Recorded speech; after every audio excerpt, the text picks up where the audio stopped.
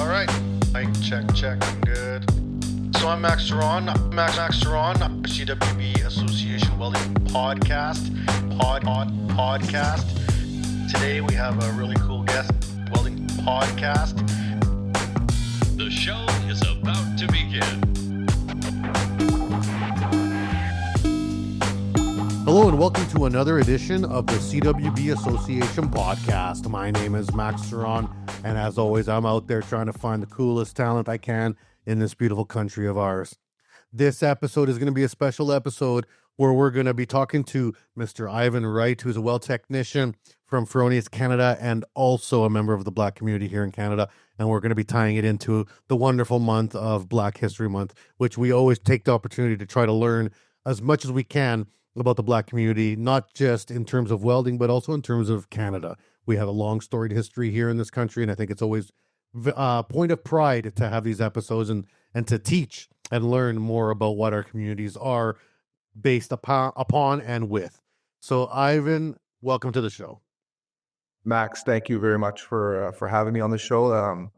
As mentioned, it's absolutely an honor and a pleasure to be here with you, especially representing Black History Month and things like that, right? So it's and obviously the welding side of things too, right? Yeah. But yeah, it's a pleasure and an honor to be here. Thank you to you and your team. Awesome, man. Well, I met you in person. You're a great guy. We had a super fun day that day at Fronius. Got to play with a bunch of new toys and machines, and so I got to meet you in person and feel your passion for the industry, which was fantastic. And I think it was kind of a setup by Leon. I think he kind of set us up. Like he knew this was going to happen. I think he had the idea there all along. But for the people that don't know you, let's start right at the beginning. Let's start with you, where you were born. Where do you call roots or home? Okay, yeah. So that's a great place to start because where I'm from, we're very passionate about where we're from. So I was born and raised in Halifax, Nova Scotia. Okay, so Halifax is home to the oldest and largest Black community in Canada. So that's where I was born and raised, and I lived there for 25 years before migrating to Ontario. And when you're talking about Halifax and some of the oldest communities for the Black culture, I know I've interviewed other people from that area, and I believe it's Preston, East Preston sort of area. Is that the area you're from or near there? Nope. So I'm from another area on the other side of the bridge. So I'm from a small community called Beachville. Okay, cool. Beachville is just about 5 or 10 minutes from downtown Halifax, actually. Nice. So as a young man growing up in this area, did you have a lot of tradespeople around you? Where did you kind of get this bug in your ear that you might get into welding? Or what did you aspire to do as a young man? So for me, welding it wasn't even a thought process as a young fella coming up. So lots of tradespeople in the community, obviously. So home builders, carpenters, things like that. But welding was not something that I ever saw, to be honest, as a young man or young person or something that I even entertained. My stepfather was a carpenter, so growing up, I did a lot of carpentry work. I worked with my hands, was always very inquisitive as to how things worked. I grew up, so you mentioned, or we talked a little bit earlier about my love for motorcycles. So I grew up, I had little dirt bikes and two-stroke motorcycles, and they would fail and, trying to put them back together and that kind of stuff. But carpentry, I worked for, at a young age, I started working bricklaying and things like that, right? So that was kind of that was the start, unbeknownst to me, to me being somewhat successful in the welding industry. And did you like the trades? Like, if I went to 10-year-old Ivan or 13-year-old Ivan and said, hey, what do you want to be someday? You're like, I want to be a carpenter or a bricklayer. I'm sure you had some other dreams. Absolutely. So, I mean, basketball plays a big part in my life. So, you always have that dream as a kid to play professional basketball and these kind of things. My dad played, and that was a huge influence on me. But I think, being where I come from and some of the adversity, I was just looking for a job, right? I just wanted to get paid somehow. I didn't know Mm-hmm. what that was. I didn't have, a whole lot of direction, to be completely honest, right? And Yeah. so it was like, what can I do to make a good living, an honest living, right? So And this community that you grew up in, was it predominantly people of color in the area, or was it a mix? Because I know some areas in the Maritimes, Atlantic Canada, they're tied all the way back to the Loyalist movement. You're talking about yep. this is the deep, deep culture of the end or mid end of the slave trade and people Mhm. looking to start new lives. And I always am, it's a wild story that the Maritimes were such a big part of that movement that the rest of Canada doesn't really know about. Now, in your community, was it predominantly like people of color, or was it like a pretty good mix, or were you a minority? No, it was definitely a good mix. Where I grew up, where I came from, and I'm of mixed background too, right? So Mm-hmm. my mom is white and my dad's black, right? So, where I grew up was definitely a mix. Like there wasn't a lot of diversity in terms of other cultures, Yeah. um, but there was definitely a mix of white and black in the community that I grew up in, and folks that I seen on a daily basis and interacted with for sure. Which is way different than a lot of other parts of Atlantic Canada where it's very predominantly white, right? Hmm. Hmm. Absolutely, absolutely, and I mean, it depends on where you go. So you're talking about HRM, Halifax Regional Municipality. Mm-hmm. We're definitely a little bit different than some of the more rural communities where that demographic is a little different. So then we get you, kind of following in the construction steps. You obviously have a mentor or someone at least around you that's like in Mhm. the trades and can get you that bite. You're more rural. You have access to dirt bikes and stuff like that. And learning on engines on a two-stroke is the best because you can even put those things together wrong and they still fire up. Like I mean, they'll burn more oil, but they'll still give her. But Yep. you got this bug in you and you're coming up in high school. What are you thinking? What's the thought process? You're playing basketball, you got some Yep. aspirations, but what's the game plan? So we had home ec in high school, junior high. We had shop class, all that kind of stuff, right? So these things were I would say easy for me, right? We did some resistance welding and shop and stuff like that. But even still, welding was not on my radar. After high school, I left. A lot of pitfalls in life, right? So I ended up having a young daughter Mm-hmm. by the time I was 17, right? Right. So that forced my hand in a lot of respects, right? So I had to get out there and work, right? In work, And yeah. a big thing in out east, right, is go west, right? Right. So if you can't find work here, right, if you can't find what you love or you can't do what you love here, go west, right? There's opportunity, right? So, my dad often tried to get me into the military and all these kind of things. I was a little bit of a wild child, and I didn't think that I would, be able to manage life in the military with all the restriction and regimented lifestyle. So I decided, okay, I'm gonna head west. I had some family here in Ontario, and so I came to Ontario. I came here, and was still relatively, rudderless. I didn't have a Mm-hmm. whole lot of direction as to what I was going to do. Right.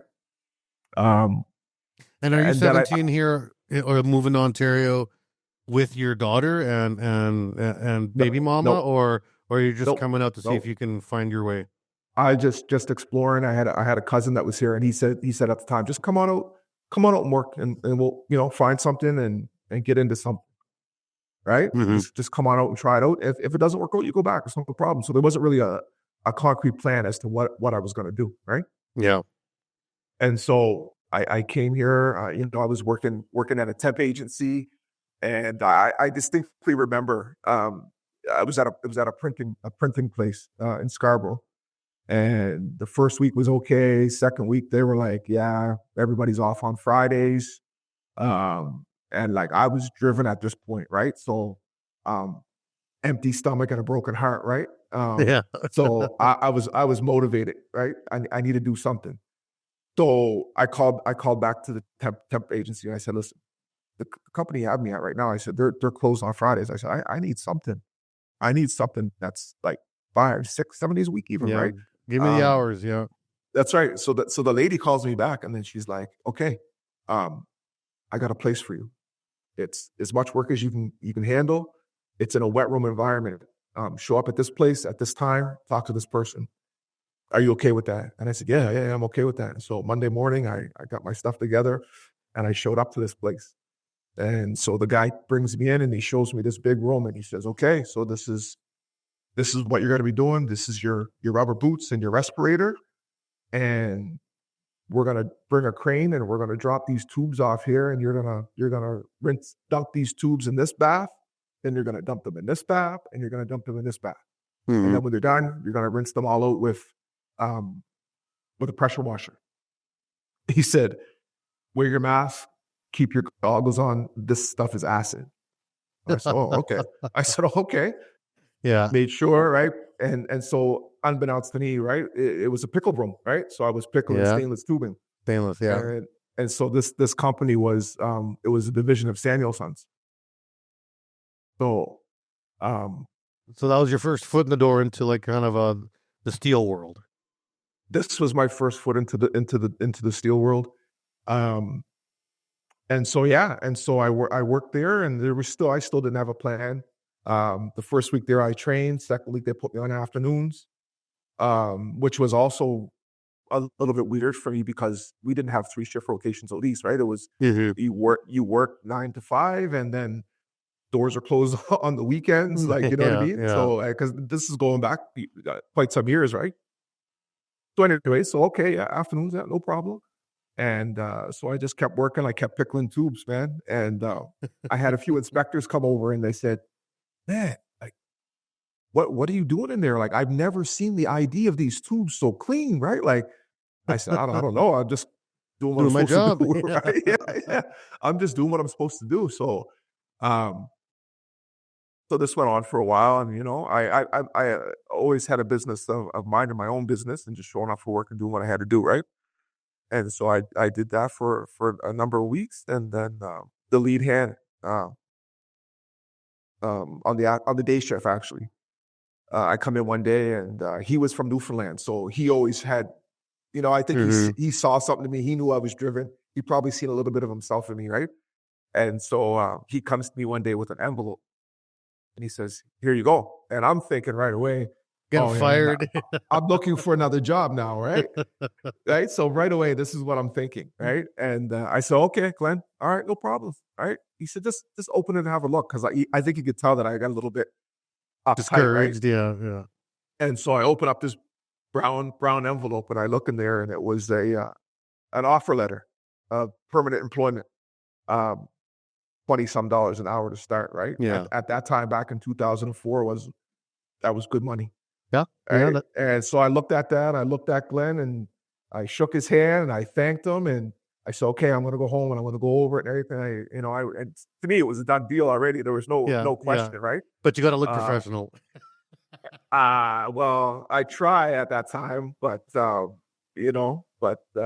just didn't want him to think that I was too excited or whatever the thought process at that time was. But so then that was definitely my first introduction into the steel world, and the money you can make. Yeah. And that was amazing money, because for me it was like, oh, can I get a job at Shoppers Drug Mart? When I was living out east, right? I'm trying to get a job at Shoppers or here or there. Yeah. You know what I mean? And it just wasn't working. A lot of those jobs were taken. So then I worked in the pickle, and shortly after I got hired, they bring me a guy and they're like, okay, train this guy. So I'm like, train him? Okay. So I trained this guy for a couple of days, and they look at me and they say, okay, when he's done training, you're going to that machine. You talk to that guy. And so that's what I did. And then I worked my way through there. And so that machine was a polishing machine. I was polishing industrial cleaning pipes at that time. Okay. So then I had to, they had to be a certain dimension. And this machine was old, man. I think it had to have been 100 years old, I think. Right. So some polishing belts and whatever, and it would break down all the time. Right. So then I would just do my thing. Right. Like I said earlier, naturally I was Mechanically inclined, yeah. I grew up inquisitive and mechanically inclined. That's right. And so I would do my things. I would make my improvements, right? I would talk to the maintenance guys. I'd be like, yeah, like, man, we can do this, we can do that. And so then here I am again. Guys are coming saying like, how do you produce so many pipes in a shift? Yeah. Right? I'm like, I don't know. And it was on an elevated platform. And I would always have my headphones in. No one would really bother me. Headphones in, I'm listening to music. Right. And it was a physical job, right? But I would just pump out parts, man, all day long. and so then I got, and so now fast forward 2 or 3 years into doing this. And so now I've met, I've become, a little friendly with some of the maintenance guys. Yeah. Some of the mill operators. You're in your 20s now too. You get more mature. That's right. And so then I started asking the guys like I want to be on one of the mills. I want, how do I get there? And they're like, you have to go apply or talk to the foreman. I said, well, who's the foreman? And they were like, and I'm going to name drop right now because this gentleman was very instrumental in my career at Samuel Sons and even after. And a great amount of respect for this gentleman for the way that he interacted with me, how he treated me, because I did come across some issues related to race at that time during my time there. But he was a consummate professional and an absolute gentleman. And so Shah Ali is his name. And so they said, you have to go talk to Shah. So I said, where is he at? And they're like, oh, his office is there, whatever. So I said, okay. So I applied first. I applied. I didn't hear nothing back. So 6-8 months go by. I don't hear nothing. So I said, you want to know what? I'm just going to go to Shah's office and let him see who I am, who's applying for the job. Because I felt like I was the guy. So your background, Max. So I was making 6-inch brew pipe. And once I got on the mills, I was doing like all kinds of piping and stuff like that. Like a lot of duplex materials and stuff. So I go knock on Shah's door and he's there, glass door, and he sees me. He looked at me like, who are you? Right? Well, I said, I'm like motioning, can I come in? And he says, yeah, come in.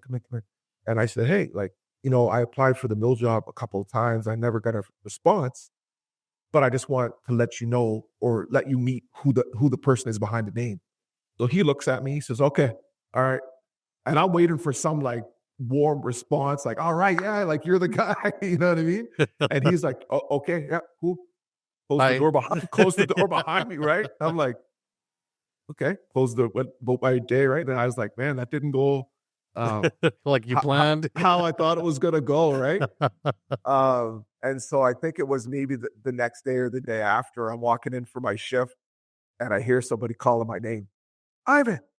And I'm looking around and I turn around and there's Shah and he says, right? And so from there he asked me, he says, do you want to work on the mill? And I said, I do. And that was my introduction to welding. So we had to join coils, right? So we had to take weld the coils together, and it was a timed event. So we would rifle the end of the coils down into we had a pit there, and a clamping bench and a TIG machine, and we TIG weld the coils together. And that's not no little TIG machine. You're talking like a Let's Go TIG machine. For sure, depending on the material too, right? Yeah. And like I said, Samuel Sons, Shah Ali, Glenn Reese, a lot of those guys are very instrumental in the stuff that I ended up getting involved in, and always being successful, right? Because of my nature, right? And so it was a timed event.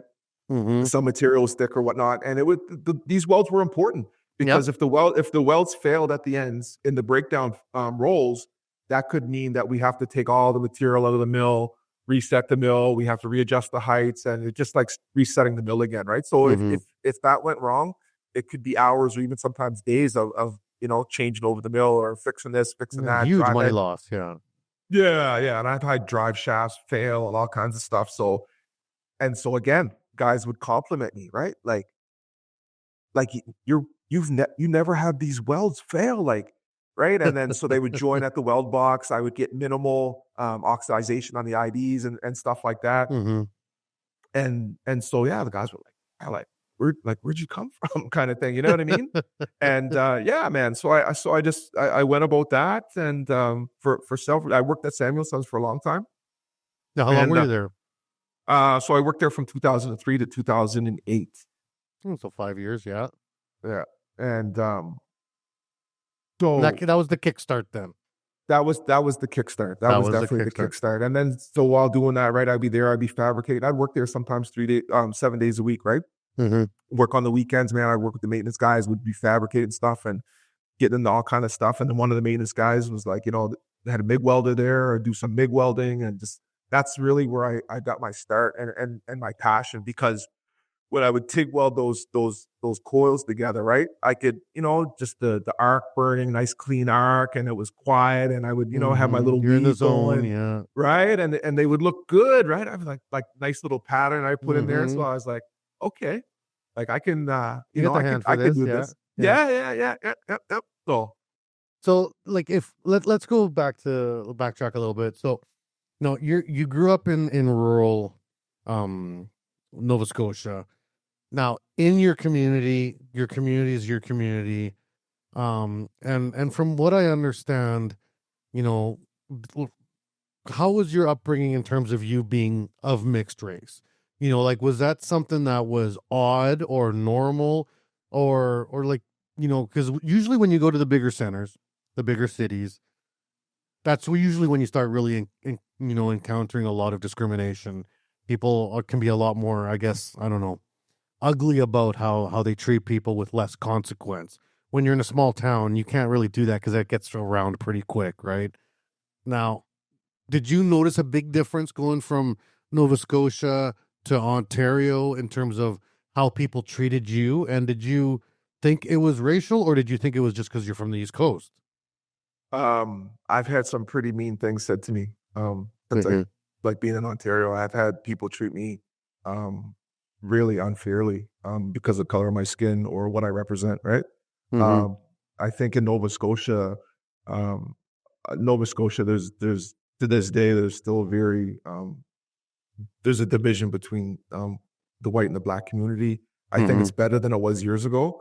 But I think the racism that I encountered in Nova Scotia was somewhat subdued. I mean, coming up in school, there were some things in terms of racism that I had to deal with, like kids being kids, right? Yeah. I went to Well, and they get it from their parents, so like they get taught racism, right? Like, yeah, and I mean, for me, I went to a predominantly white school. I think I was one of two black kids in the school. So when my parents split up, my mom moved to a suburb of Halifax, where I went to school, and I encountered some pretty harsh stuff as a young kid that stays with me to this day, right? I tell the story often, but kids were being kids, right? A 5-year-old, somebody different in the neighborhood, you know what I mean? I was happy-go-lucky kid riding my bike around.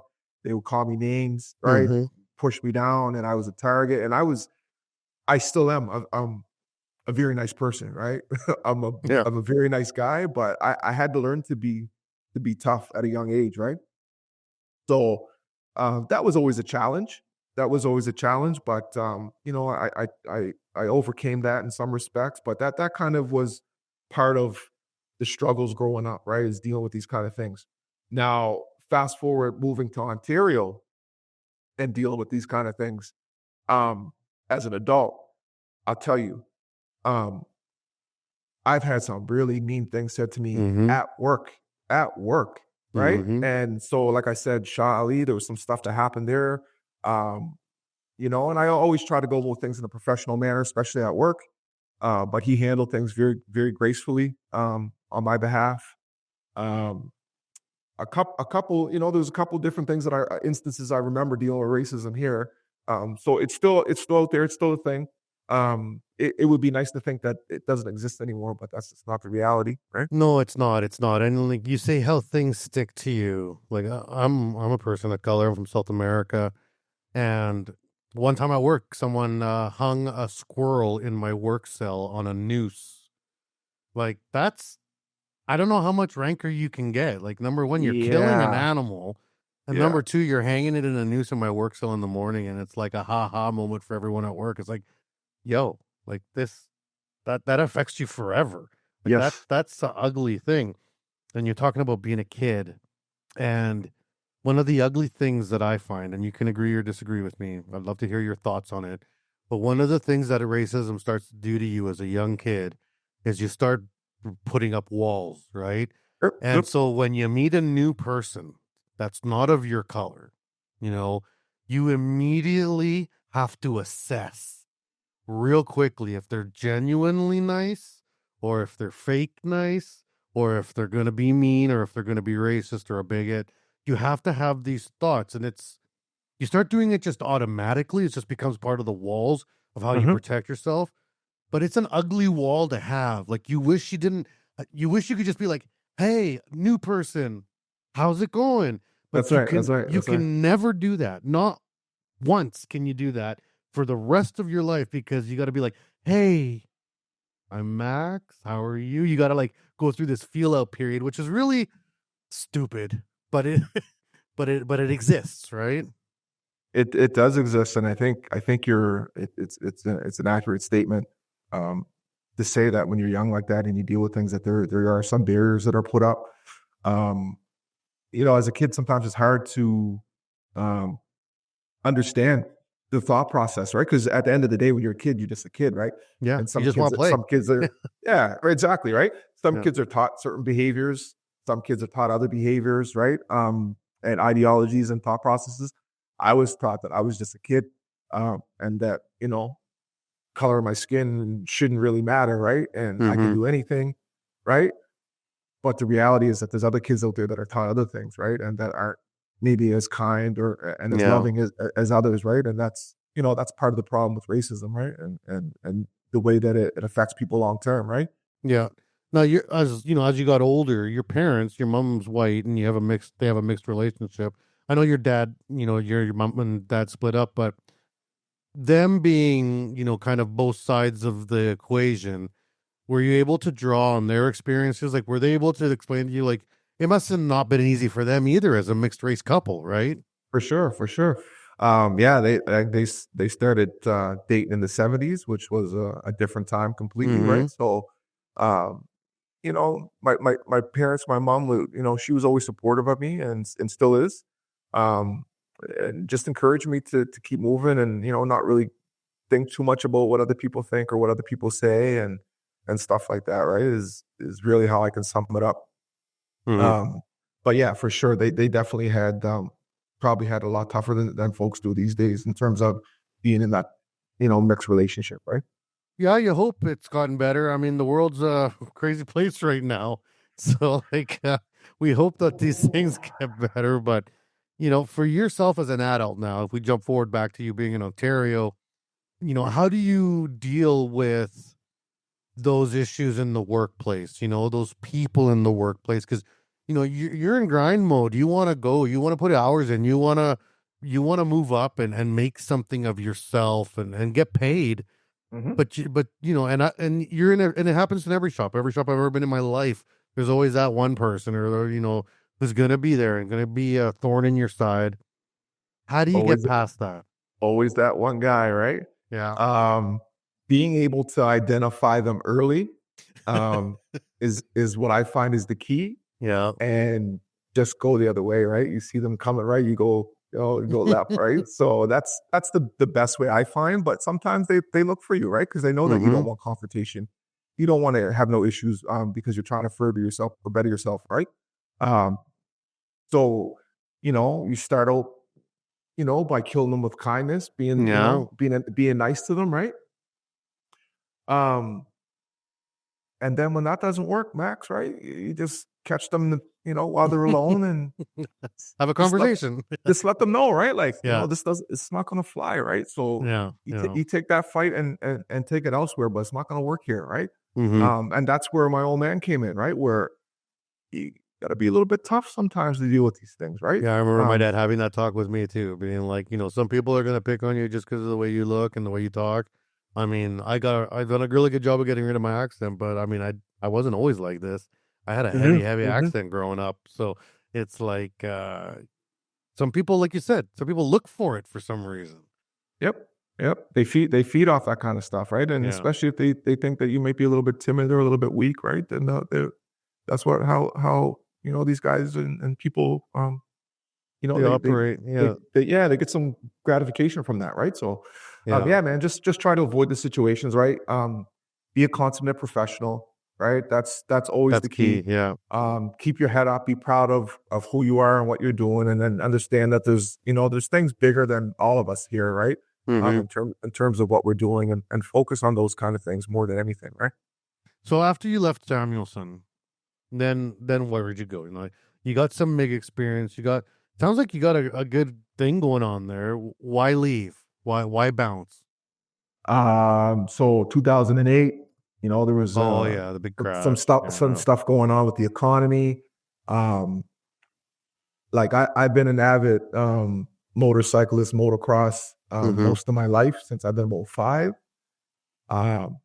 So I ended up getting hurt on my motorcycle, on my dirt bike back then. So I was off work for a year or so. Oh wow, that's a pretty serious accident. Yeah, it was a good one. So, but at that time, so it was like, okay, I'm going to take some time off. I had to take some time off to recover at that time, plus the economy. And I just made a conscious decision that I was going to go on and do something else from Samuelson's, right? As much as I love the place, I enjoyed the work, and the people were amazing. I just felt that there was something else out there, and I think I was headed here earlier, but I come from a time and a place where you get a good job, you work there, and then you retire there. Yeah. Right. So that's kind of the mentality I had when I started at Samuel was, okay, You're a lifer now. Yeah. this is where I'm going to retire. This is it. Right.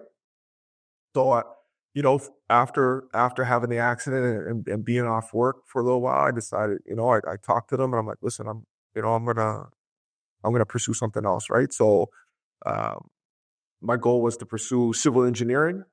At the time, I Go back to university. Yeah.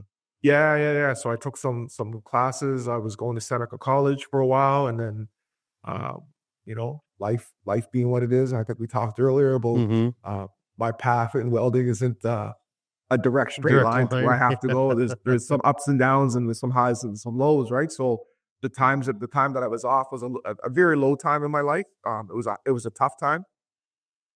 But I was still determined that I'm going to make it, right? So, Right. So I took these courses at Seneca. I'm pursuing civil engineering. The money runs out, right? Yeah. So the money runs out, and so okay, what's next, right? So I start digging, I start looking. Okay, so I find a job at a small company that was producing wire mesh. So I got a job there as their setup guy. So I was doing setup for resistance welders, spot welders, some ped welders and stuff like that. And they at the time had at the very back corner had a robotic weld cell back there, and it never ran the whole time I was there. So, but I've always seen that a lot. What's that? I've seen that a lot in shops in Canada. People bought robotic welders and then didn't know what to do with them. It happens. It happens. So I see it there all the time, right? And I just, but I was focused on what I was doing there. I had some good mentorship there. But yeah, so I was their weld setup guy at this smaller company, and I worked there for a couple of years. Then one day the general manager comes to me. So I was doing a really good job as far as I'm concerned, like setting up the machines, getting parts out, like keeping the uptime good, troubleshooting the welding, making sure the defects were, we're reducing defects and increasing throughput in the shop. So one day the general manager comes to me and he says, do you want to get involved in the robotics program? And I looked at him, I said, what robotics program? I don't see no robots here, right? That dusty robot over there. Right. Yeah. And so it's, he said, this one, he said, we have a job coming up for this robot here. He said, do you want to get involved? And I was like, yeah, I sure do. Yeah. And so that was kind of it, to be honest. Once once I got involved with that. So they sent me over for a bunch of training. And then I come back from the training and he says, okay, so I'm going to give you 30 days. I need A side, B side programs, all welds done in 30 days. If you have questions, you need anything, please don't wait till the last minute. Let me know so we can take action and get this stuff out the door. Mm-hmm. And so within 2 weeks, I had everything done, programmed, ready to go. And he's looking at me. He's like, you done already? I said, are you sure? I'm like, yeah, I'm sure. Like, so we ran some tests and he looked at me. He's like, wow. He's like, I didn't even think you'd get it done in 30 days. Right. Good. But that was it for me. From then on, I knew exactly what I wanted to do with my working career for the rest of my life. Right. Yeah. Automation, welding. Right. So that was it. And so I worked there for another couple of years. You know, things happen in workplaces and you know, not everybody sees eye to eye, but that was another great experience. And I tell you, just a great mentor, and you know, another key individual in my career that I really hold dear to my heart. And I'm going to drop his name too, Matt Bolger. He really helped guide me and educate me and really help get me to a next level in terms of automation and welding. That's awesome. Yeah. And I can never thank him enough. You know, for the positions that he put me in to be successful, just educate me. He's a brilliant person as well. So always a big shout out to him for everything. So I did that for a number of years, and then I left that company and I went to another smaller. Okay, let me backtrack for a second. I did a bunch of fabricating there. So a bunch of MIG weld and manual. We were fabricating. They were doing a project for some big stainless bins, and we took that robotic cell, we modified it to accept these large vessels, and we were doing a lot of stainless welding at that time. And the kicker to the story is that cell that I first was involved in was the Escala Motorman robot with Fronius TPS CMT. Right. Okay, so that will tie into things later on as that we must have been an more. early CMT. Like, I mean, Yep. TPS CMT. Yep. Yeah. So that was my very first introduction I can't say first introduction, but that was like my first introduction to robotics. But I was, you know, the rolling tool mills, that was automation too, right? Yeah, that's all automated equipment. Yeah. Right. So, but that was my first into like really programming my own stuff and PLC and all this kind of stuff. Right. So I love that you brought up that, you know, this one shop, you know, things happen, didn't work out, whatever. You don't always get along with everyone, but you still focus on the positive and the growth that you can take from that shop, and even the mentors that made a difference in your life, regardless of whether the job worked out. I find that that's always something really, really, you know, key to people that are successful, that you don't ever run away from something. You only run towards something. So like if you know, I've worked in shops that were terrible or, you know, musty, dirty, unsafe, you know, 80% of the people in there, I could be fine never seeing them again. But you run into one or two and they teach you something and you go with it. That's part of your journey. Right? And you take the good and you forget about the bad. Who cares? It doesn't matter, right? Yep. I mean, most of my life, I've had to see the good in everything, you know what I'm saying? To be successful, right? If I looked at all the bad stuff, you know, you get stuck. Yeah. You focus on the bad stuff, and then, you know what I mean, you become a product of that, right? So always looking at the bright side of things, always what can I learn? How can I better myself, right? I'm a very giving person, but you know, I'm also selfish in terms of like, but you can't give from an empty cup, right? You can't give from an empty cup. You got to fill your cup first. That's right. And what can I take from this experience, right? What, you know, whether it's good or it's bad, right? But what can I take from it? What can I learn from it, right? And how can I better myself in every situation, right? Cool. All right. Well, let's take a break now for the sponsors. We're at about 40 minutes into the interview. And when we get back from our commercial break here with our advertisers, we'll talk about, you know, what happens after you get that automation bug and you start working with robotic welders, which is very much going to lead to where you're sitting in a red room right now. 100%. So we'll be right back here. Make sure you guys don't go anywhere. We'll be right back here with Ivan Wright on the CWB Association podcast. The CWB Association is new and improved and focused on you. We offer a free membership with lots of benefits to anyone interested in joining an association that is passionate about welding. We are committed to educating, informing, and connecting our workforce. Gain access to your free digital publication of the Weld magazine, free online training, conferences, and lots of giveaways. Reach out to your local CWB Association chapter today to connect with other welding professionals and share welding as a trade in your community.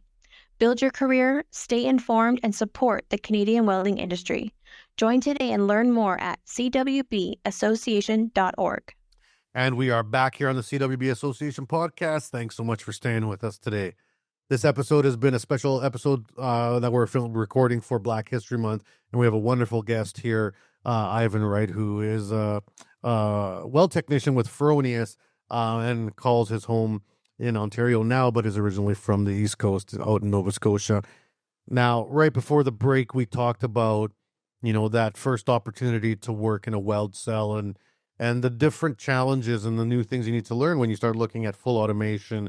A lot of people look at a welding robot or automation cell for welding, and they only worry about the hot wire on the end without thinking about the billion steps there is in between with fixtures, the ground, the robot, programming, consumables, types, parameters, variables, and even all the selections of sensors and different setups you could do within the same, unit.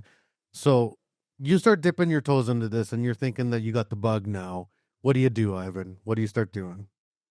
Yeah, so I 100% had the bug, and I was laser focused. So, I left where I was at. I went to another company, and as a robotic weld tech. Now, Yeah. that was the job I applied for. That was the job that I got.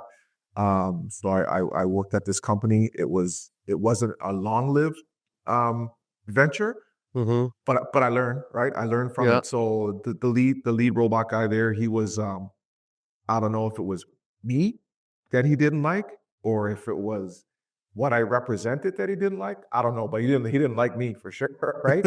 So I was the guy. You guys weren't going for coffee in the morning before work? No. Man, I don't even know. I don't want to say too much, right? But Yeah. No birthday cards at Christmas. No, you know what I mean?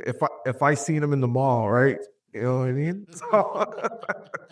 But yeah, so he gave me a real hard time, right? So Mhm. I knew Motorman, right? I knew Motorman a little bit, right? Yeah. Robots, Iskawa, right? Yeah. So I go there, they've got now they got some Fanics in there, some I think they had some Panasonics and some old Motormans or whatever. But anyways, Yeah. I'll make this one quick because it was just a speed bump in my path, right? Yeah. But he treated me like trash, right? Like anything that he could do to make my life difficult, he would do, right? So in the end, I ended up leaving there. But I while there, I learned a little bit about Fanic and some Panasonic or what have you.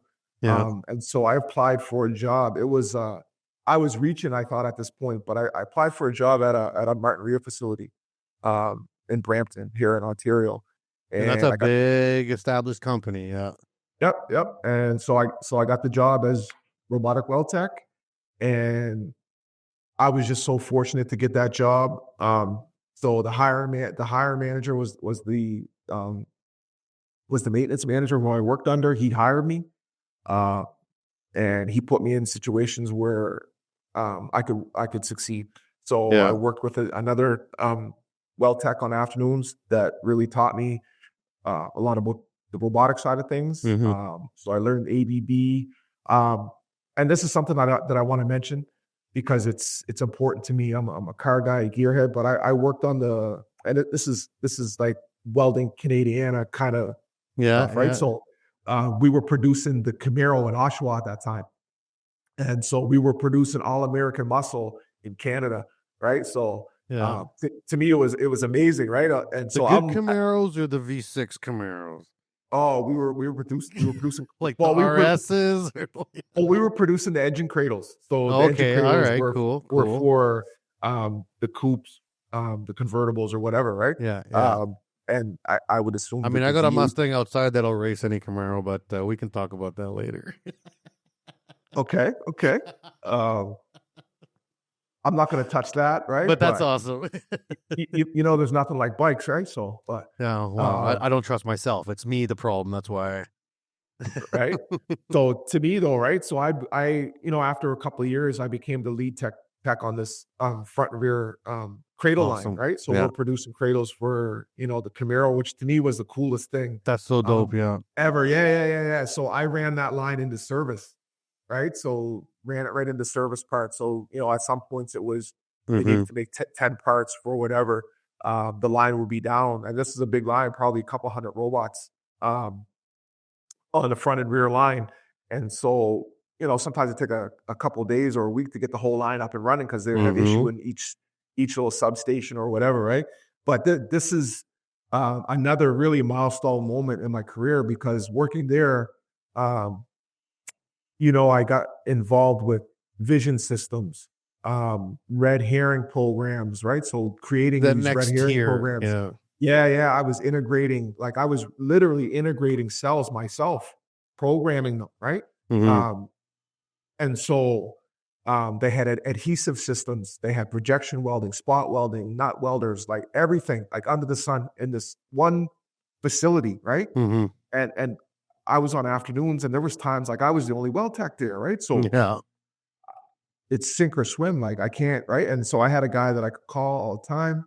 Ali Muhammad, still my friend to this day, but just another instrumental person that really believed in me and my capabilities and what I brought to the table, right? But I'll never forget, a couple times getting stuck, right? So I'm dealing with sometimes 12 robots that are all interconnected, right? And one of them goes down. How do I troubleshoot that? How do I, get the line up and going? How do you isolate that one out? Yeah. That's right. I got 20, 30 operators that are dependent on me that they don't want to go home early because they got mouths to feed too and all this kind of stuff, right? So there was some pressure there, right?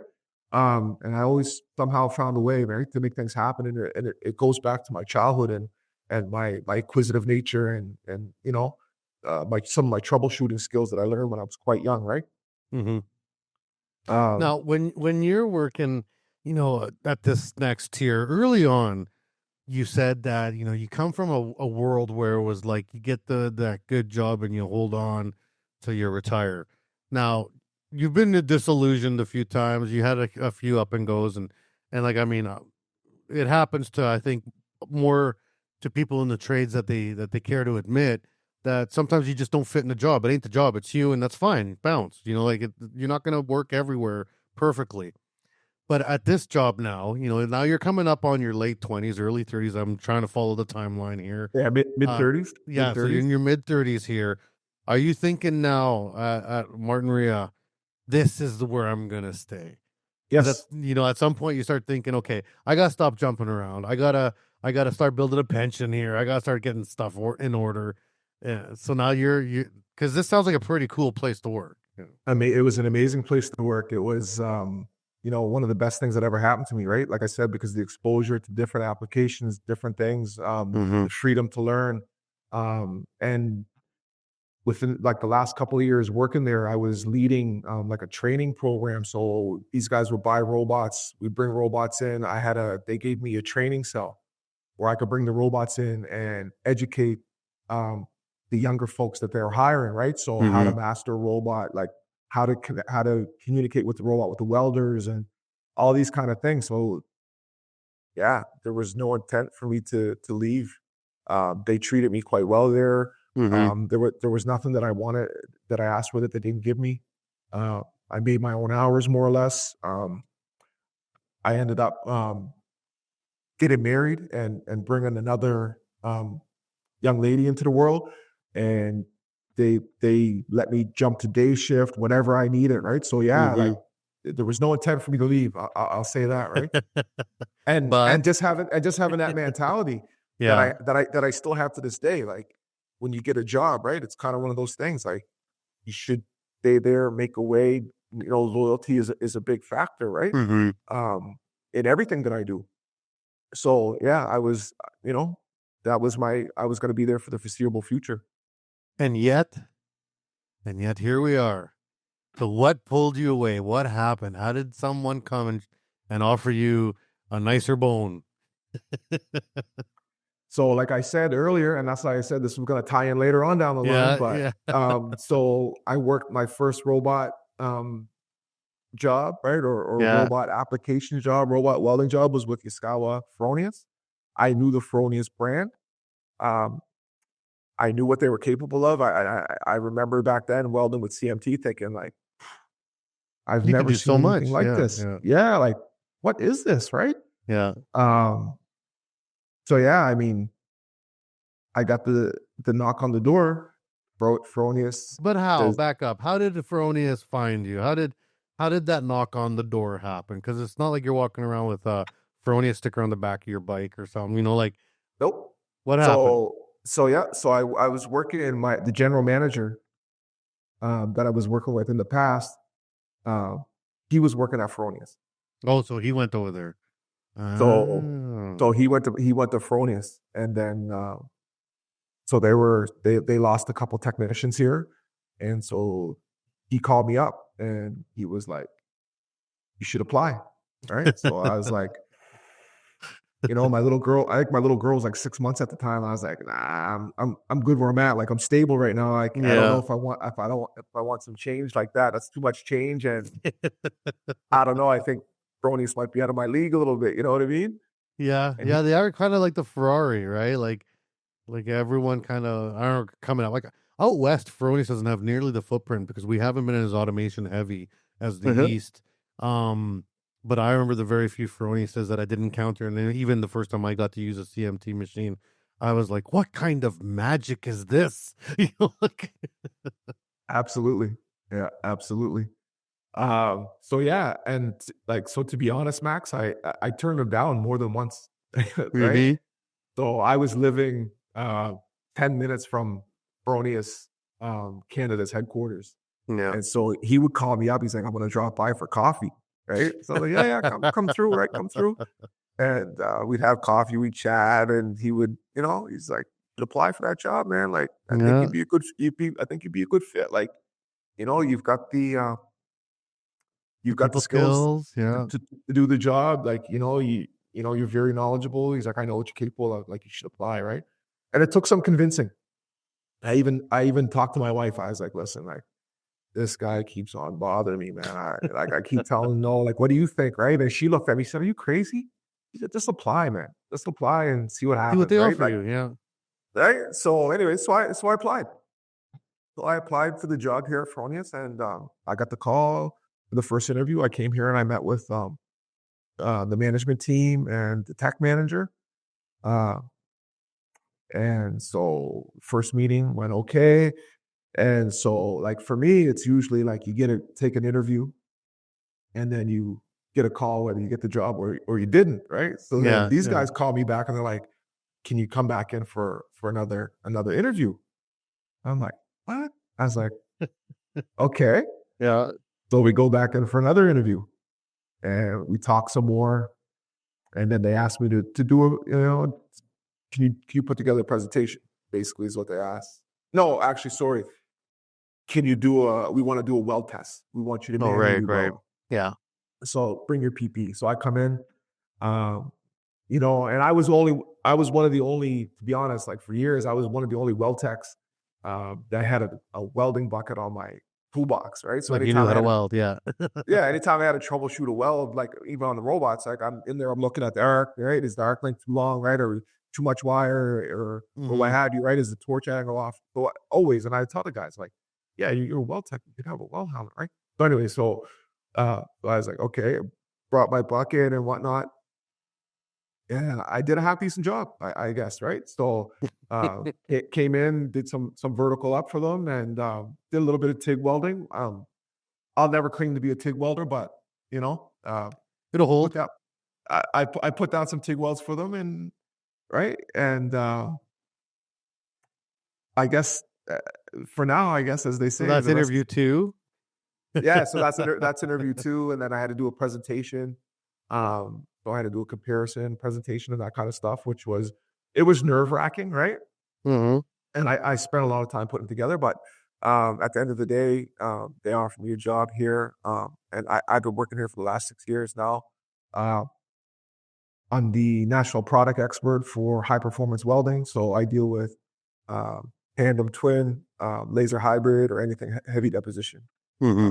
here at Fronius. So that's what I'm doing now. I'm loving every minute of it. There's never a dull moment here, as you know. Mm-hmm. We're constantly releasing new equipment, new features, new processes that just enhance the world of welding, the way I see it. So on the day to day now, what's a day look like for you in Fronius?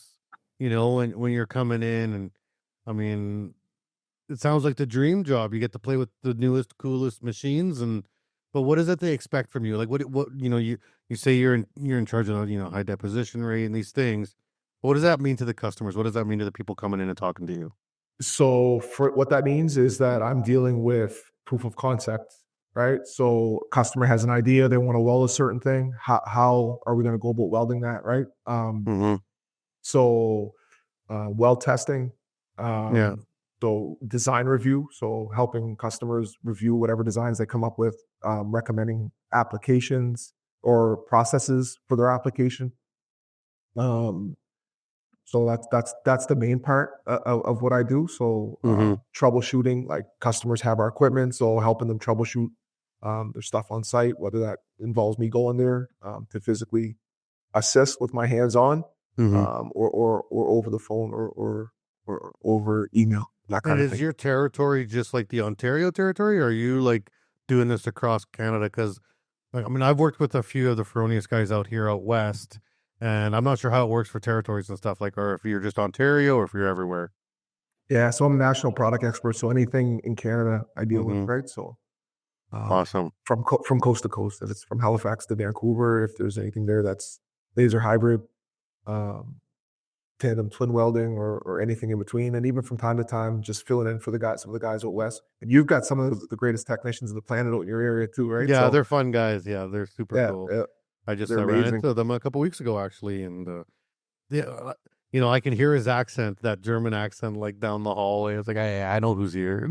Yeah. So you got some of the best in your territory. So yeah, from coast to coast, I've spent a lot of time in Manitoba, working and helping set up our VSP team there. Mm-hmm. Out in Lethbridge, Alberta, Edmonton.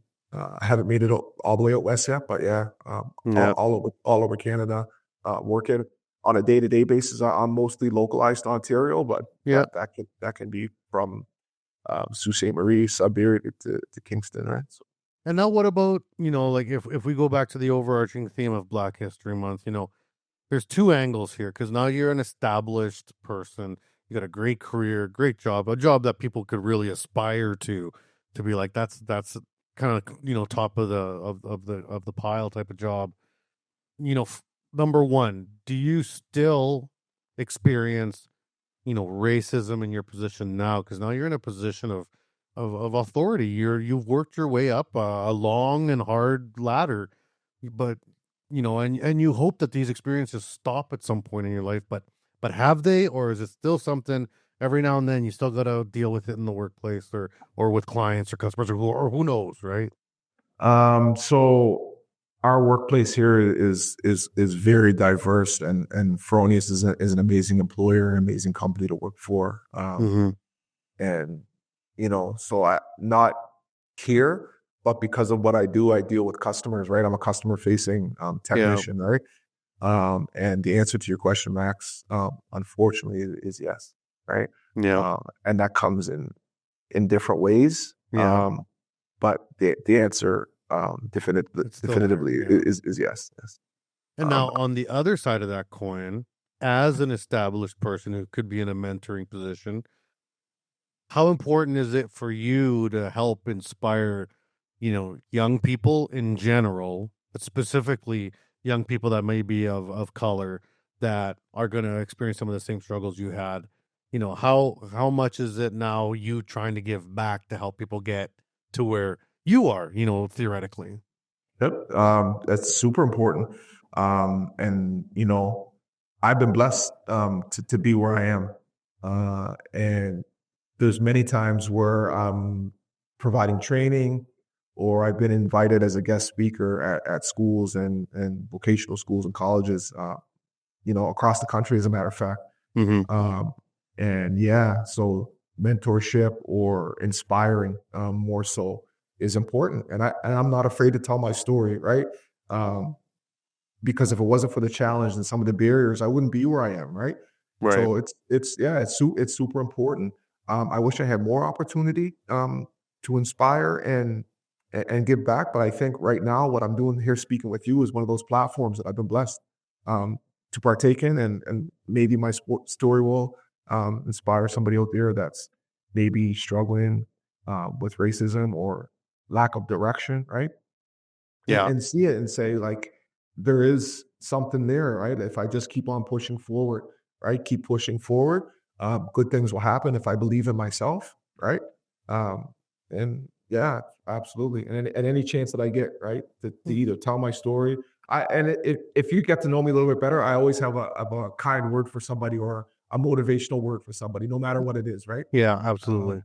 So yeah, that's just part of who I am, and yeah, like the more I can give, the better, in my opinion.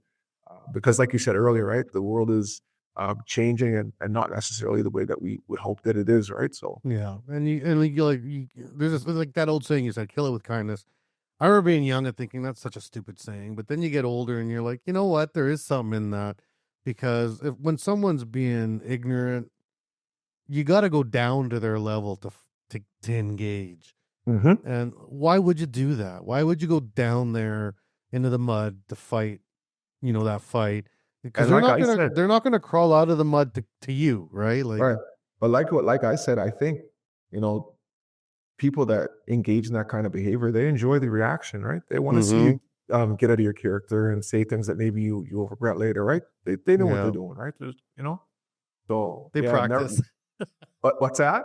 They practice. Yeah, yeah, right. And so then we should practice too, right? And that practice, right? Self-love and maintain and respect for yourself and keeping your head up and never lowering yourself to the level of somebody that will call you a derogatory comment or treat you in a certain way because of how you look or where you're from, right? Well, and I think you give a very great example that at the end of the day, it's about drive, right? It's about your drive, and that's a personal journey. No one can drive for you. No one can feed you ambition. There's no ambition pill that exists out there. It's something that you gotta, force yourself into. And sometimes those days are dark. Sometimes those weeks, those months, those years can be dark. But you gotta stay focused and you gotta keep pushing. I always tell people I was never the best welder. I was never the best anything, but I had the most drive, and I'm also extremely good looking. But aside from those two things, it was it was the things that got me through, because if you got a bad attitude, doesn't matter how good of a welder you are. That's as far as you're gonna get, man. Yep. And that applies to everything in life. If you don't have a positive attitude, a positive outlook, then you're done before you even start it, right? So, and that's what I'm instilling in my young one now, right? Is you got to have a positive attitude, right? Body language, right? People can tell, right, what you're thinking if you have poor posture, poor body language, right? Keep your shoulders back and your head up, right? Even, or most importantly, when you're being challenged in certain situations, that's the most important time to maintain that composure, right? So, yeah, it's important stuff, right? And so what's next for Ivan? Now it's got to be the lifer job. Now. I think you're probably around, you're younger than me, but probably not by much. I'm in my late 40s. How old are you, Ivan? My birthday's tomorrow, actually. Tomorrow? And how old will you be tomorrow? I'll be 48. Oh, you're only a couple years younger than me. So I turned 50 this year. So you're going to be 48. So at this point, you've been with Fronius like 6 years. You're loving it. What's next on the list? What are the things that you still have to check off that you want to do? So I mean, I'm continuously trying to improve my knowledge, right? I mean, and Fronius is an environment where there's really no days off, right? Because of the amount of technology and things there are to learn, right? So staying on top of all that stuff, building customer relationships, being a brand ambassador, as I am here today with you. I'm speaking as Ivan, but I'm also speaking from a Fronius point of view, right? So that's right. just representing Fronius in a way that encourages people to use our product, to believe in our product, and just keep on moving with the company and growing as the company grows. We're a subsidiary of an international company that's family owned to this day, which I'm extremely proud of. And just maintain my position here and grow with the company here in Canada as we continue to grow. We still, as big as we are or big as we're getting in Canada, we still have a long way to go. So there'll be a lot of room here for myself personally and for other people that we hire, for growth. Right. So You're selling it, man. You're selling it. I'm gonna have to come apply for you guys now. yeah, man, do it. I mean, we had a blast. We had a blast when you were here. I think we continue that work here, right? But yeah, it was a pleasure meeting you when you came too. Yeah. And getting to work with you and meet you in person, right? So that was a blessing for me, right? Yeah, I'm a lot shorter in person than people realize. I never noticed actually. No. Now, what about, community work, like and not even necessarily with welding, but, do you like to be involved with the community?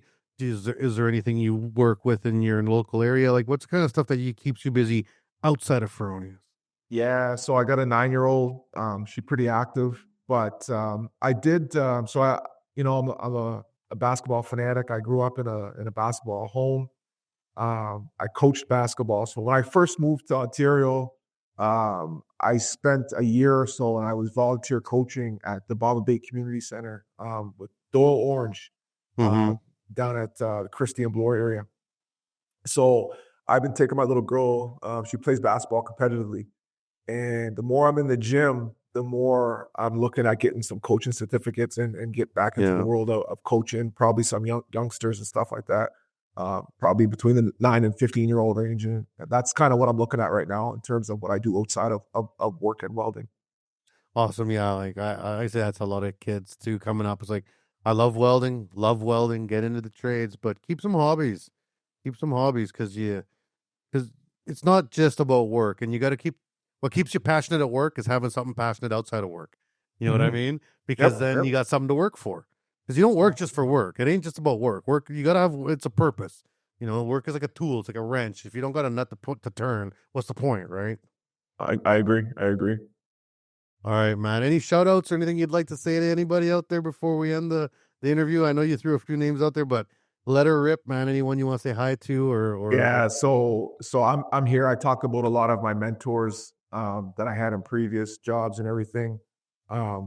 But I do want to shout out my manager here at Fronius, who he was on your show. Yeah. But Leon Hudson, I want to shout him out. He's been instrumental as well, put me in positions to be successful and really showing some mentorship from his core office, right? So I want to shout out to Leon, Matt Bolger, another person who was instrumental I spoke of earlier.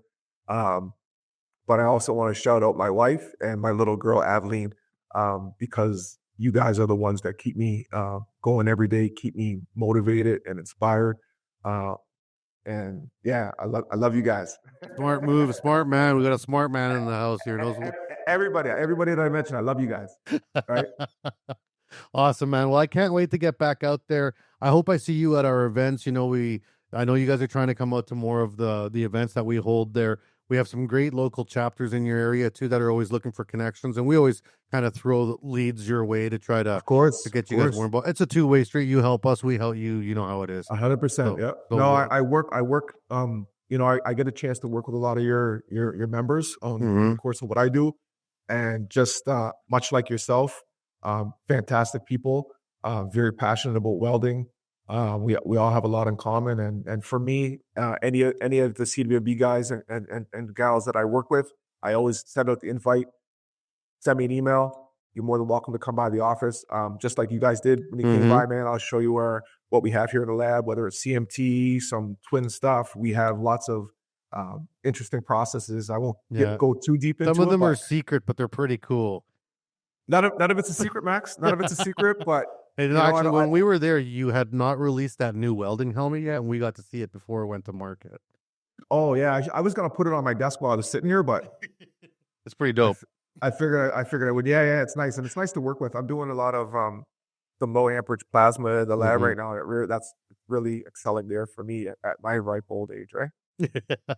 Awesome, man. Well, I very much appreciate taking the time to be here. And for all the people out there that are listening, if you're interested in Fronius or Ivan's story, all the information will go up with the podcast. So check out the comments. And speaking of comments, make sure you give us some comments, share, download, and you can write us in anything you'd like. If you got questions for the guests, questions for us, or if you have any topics that you'd like us to cover, we're always out there hunting for materials. So we very much appreciate it. Ivan, again, thank you very much. Max, you're more than welcome. I appreciate it, especially this time of year when it's Black History Month. I appreciate what you're doing on your podcast with Black History Month and just in general, spreading the word of welding. It's an amazing career. If anyone out there is interested or thinking about it, I would say dive in with both feet. You won't be sorry. Fantastic. Awesome. Well, until the next episode, everyone take care and we'll catch you there. We hope you enjoyed the show.